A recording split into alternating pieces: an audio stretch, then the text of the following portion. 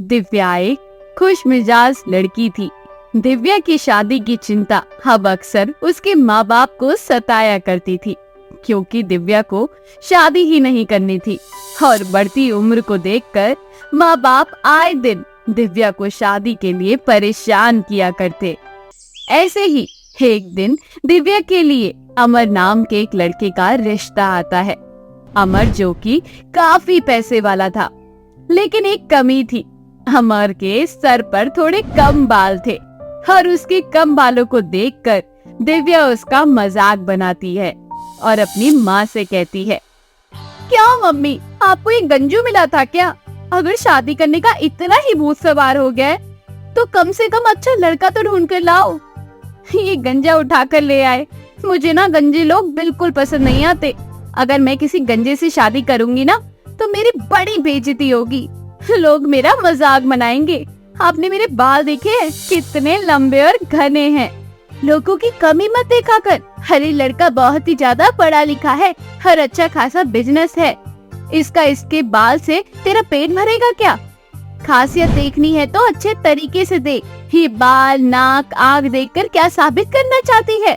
हाँ तो मेरी भी बात ना आप कान खोल कर सुन लो।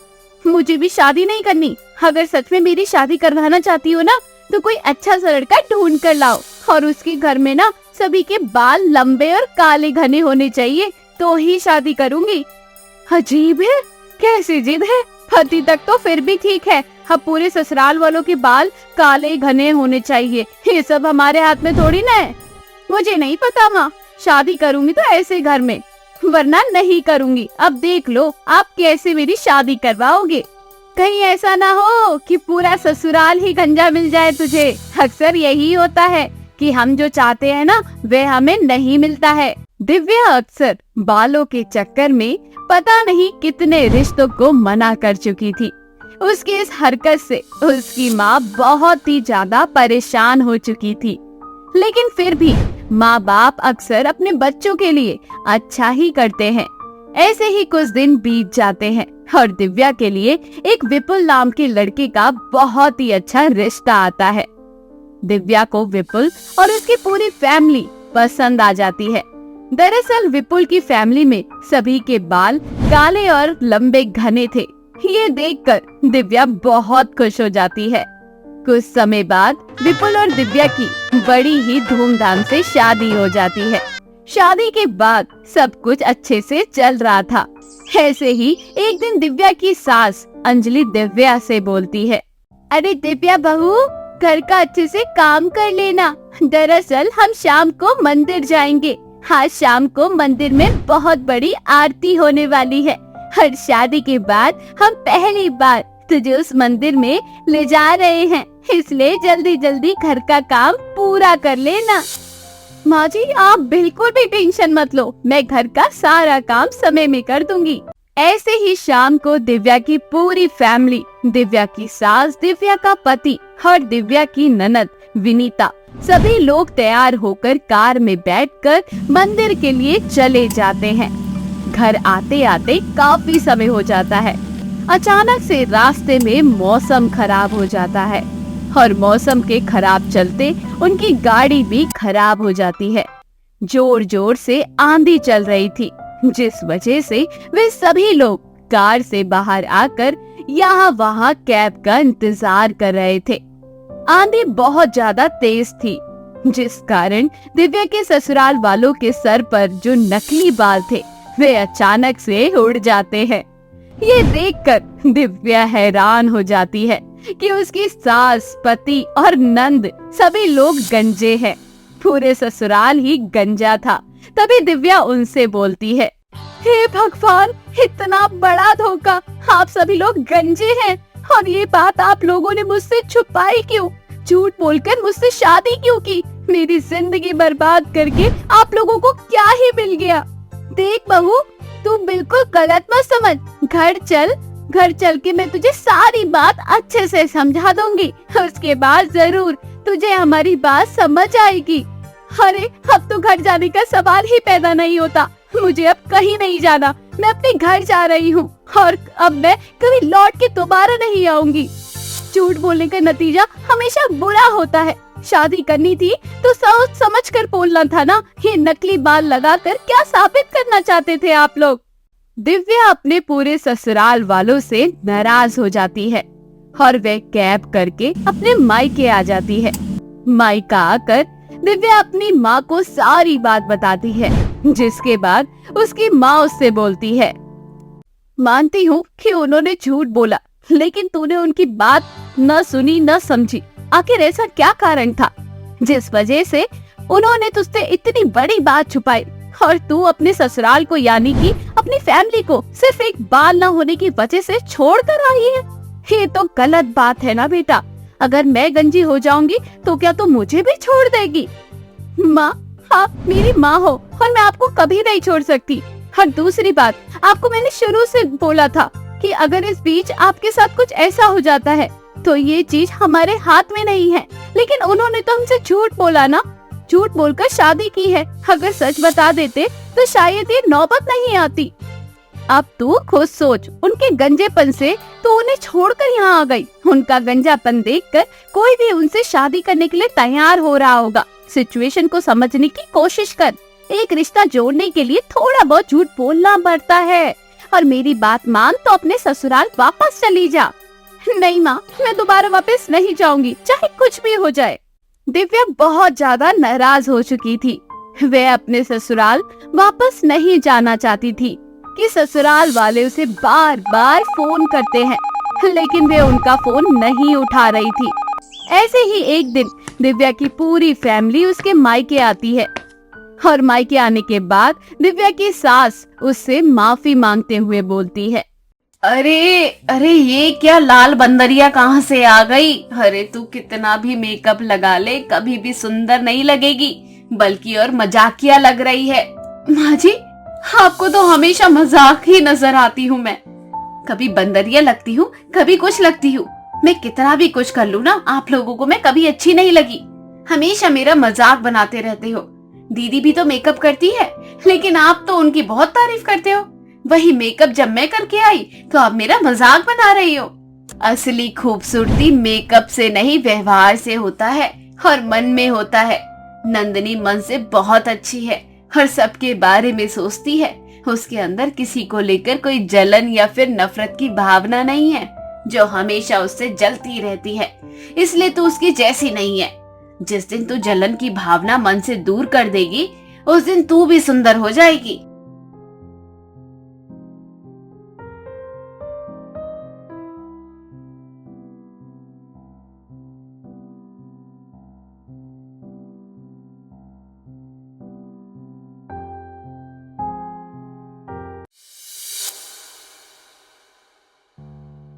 तुम्हें अपनी पूरी फैमिली के सर के बाल की आहुति देनी पड़ेगी। बालों में कुछ दोष होने के कारण तुम्हारे घर में कुछ भी अच्छा नहीं हो रहा है। जैसे ही तुम बालों की आहुति दोगी, उसके कुछ ही समय बाद तुम्हारे बेटे का रिश्ता लग जाएगा और शादी भी हो जाएगी। शादी होने के बाद तुम्हें एक बार अपनी बहू को इस मंदिर में लेकर आना होगा। उसके बाद सब कुछ अच्छा होगा।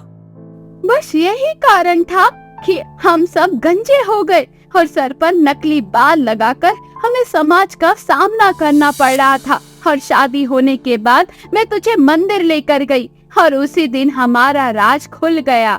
सारी बातें सुनने के बाद दिव्या को बहुत शर्मिंदगी महसूस होती है और वे अपनी सास से माफी मांगती है, जिसके बाद दिव्या अपनी सास के साथ अपने ससुराल वापस चली जाती है। काजल, अर्पित और निशा तीनों ही बहुत अच्छे दोस्त हैं और वो तीनों एक ही कॉलेज में पढ़ते थे। काजल अर्पित से बहुत प्यार करती थी, पर अर्पित निशा से प्यार करता था।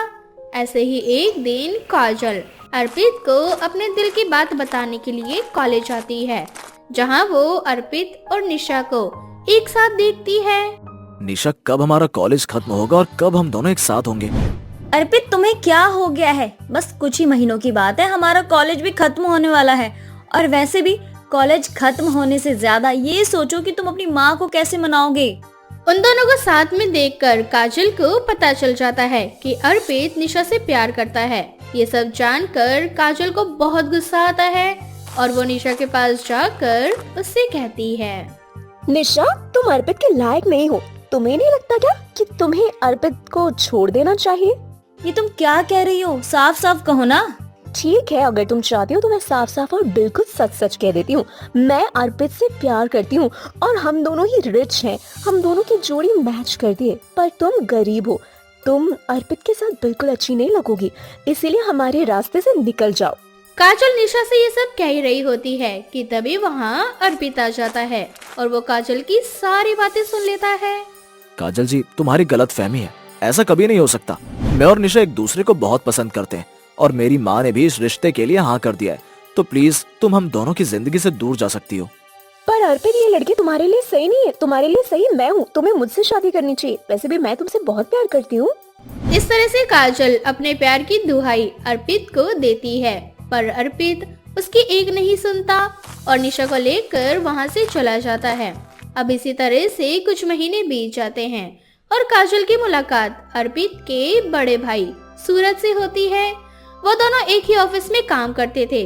अब जैसे ही काजल को पता चलता है कि सूरज अर्पित का बड़ा भाई है, तो वो सूरज को अपने प्यार के जाल में फंसा लेती है। मैंने कभी सोचा नहीं था कि मुझे भी किसी लड़की से प्यार हो सकता है। मैंने अपने दिल को बहुत रोका, पर मैं रोक नहीं पाया। प्यार चीज ही ऐसी होती है, हम खुद को कितना ही क्यों ना रोक लें, पर दिल है कि मानता ही नहीं। तुम बिल्कुल सही कह रही हो काजल। अब मैं तुम्हारे बिना एक पल नहीं रह सकता। मुझे अपनी पूरी जिंदगी तुम्हारे साथ गुजारनी है। इस तरह से सूरज काजल से शादी कर लेता है। अपनी भाभी के रूप में काजल को देख अर्पित और निशा को बहुत अच्छा लगता है। अब ऐसे ही कुछ दिन बीत जाते हैं और अर्पित भी निशा से शादी कर लेता है। इस तरह से निशा और काजल देवरानी जेठानी बन जाती हैं। काजल, अब तुम मेरी जेठानी बन चुकी हो। ये देखकर ना मुझे बहुत खुशी हो रही है, और इससे ज्यादा खुशी तो मुझे इस बात की है कि तुम अर्पित को भूलकर आगे बढ़ चुकी हो। भूलना तो था ही, आखिर कब तक अर्पित के बारे में सोचती, जब वो मुझसे प्यार ही नहीं करता था। इसलिए मैंने अपनी जिंदगी में आगे बढ़ने का फैसला लिया। पर मैं ये नहीं चाहती कि मैं तुम्हारी जेठानी बन जाऊंगी। जितना खुश होना है हो जाओ, क्योंकि मैं यहाँ जिंदगी भर तेरी जेठानी नहीं, तेरी सौतन बनकर रहने आई हूँ। इस तरह से काजल निशा से उसके पति अर्पित को छीनने का प्लान बनाती है। समय यूं ही बीतता जाता है और काजल हर समय अर्पित के आगे पीछे रहती। ऐसे ही एक रोज। वाह निशा, आज तुमने इतना सब कुछ बनाया। सच में ये सारा खाना बहुत ही लाजवाब है। अर्पित, कैसे पति हो तुम? तुम्हें मेरे हाथ के बनाए हुए खाने का स्वाद भी नहीं पता। ये खाना मैंने नहीं, जेठानी जी ने बनाया है। क्या भाभी ने? भाभी, अपने खाना सच में बहुत अच्छा बनाया है। दिल तो कर रहा है कि आपके हाथों को चूम लूं। तो चूम लीजिए ना देवर जी। अर्पित, बहुत ज्यादा हो रहा है तुम्हारा। मैं तुम्हारा खून कर दूंगी। अरे बाबा, मैं तो मजाक कर रहा था। अच्छा, मेरा खाना तो हो गया, मैं ऑफिस जा रहा हूँ। मैं इस निशा को तो छोड़ूंगी नहीं, हमेशा ये हमारे बीच में आ जाती है। इस तरह से अर्पित ऑफिस चला जाता है और काजल मन ही मन अपने गुस्से को दबाकर रह जाती है। अब समय यूं ही बीतता जाता है और एक दिन काजल निशा को मार्केट भेज देती है। उस दिन अर्पित घर पर था। अर्पित को घर पर अकेला देख काजल उसके लिए चाय ले जाती है, जिसे पीकर अर्पित को चक्कर आने लगते हैं। क्या हुआ अर्पित? पता नहीं भाभी, पर मुझे अचानक से चक्कर आने लगे हैं। क्या हो रहा है मेरे साथ? तुम्हारे साथ वही हो रहा है अर्पित जो मैं चाहती हूँ। अब बहुत जल्द हम दोनों एक हो जाएंगे और निशा तुम्हें छोड़कर हमेशा के लिए चली जाएगी। और सूरज से तो मुझे फर्क ही नहीं पड़ता, वो मुझे अपने साथ रखे या ना रखे।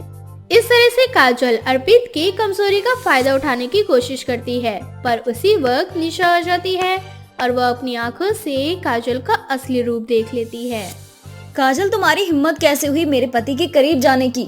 मुंह बंद रख अपना। मैं तुझसे ज्यादा प्यार करती हूँ अर्पित से, और अर्पित सिर्फ और सिर्फ मेरा है। मैं यहाँ तुम्हारी जेठानी नहीं बल्कि सौतन बनने आई हूँ, समझी? पर मैं तुम्हें ऐसा नहीं करने दूंगी। तुम मेरे पति को नहीं छीन सकती। दूर हटो मेरे पति से। मैं तुम्हें अपनी सौतन नहीं बनने दे सकती। अगर तुमने अर्पित को नहीं छोड़ा तो मैं जेठ जी को सारी बातें बता दूंगी।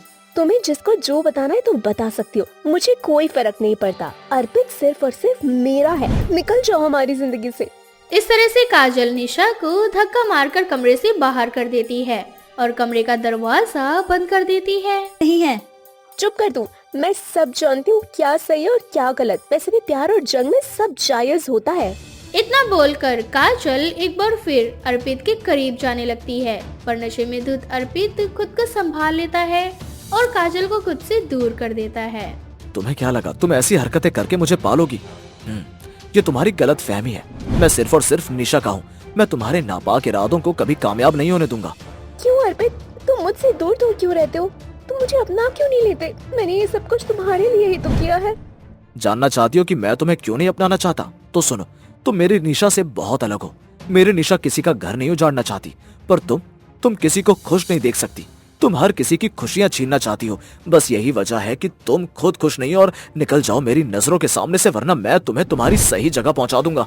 इतना बोलकर अर्पित काजल का हाथ पकड़कर अपने कमरे से बाहर कर देता है और निशा को गले से लगा लेता है। उसी वक्त सूरज आ जाता है और उसे अपनी बीबी का असली रूप पता चल जाता है। तो ये वजह थी कि तुम मेरे भाई को पाना चाहती थी, इसलिए इस घर में आई मेरे जरिए। पर अब तुम अपनी देवरानी की सौतन नहीं बन पाओगी, क्योंकि अब तुम इस घर में रह ही नहीं सकती हो। तुम क्या कहना चाहते हो? मैं इस घर से कहीं नहीं जाऊंगी। तुम्हें इस घर से जाना ही होगा, क्योंकि मैं तुम्हें अपनी पत्नी नहीं मानता। मैं तुम्हें तलाक दे रहा हूँ। इस तरह से सूरज काजल को छोड़ देता है और अपने घर से हमेशा के लिए निकाल देता है। इस तरह से सूरज जिंदगी भर अकेले रहने का फैसला करता है। तो वहीं दूसरी ओर निशा और अर्पित अपनी जिंदगी की एक नई शुरुआत करते हैं।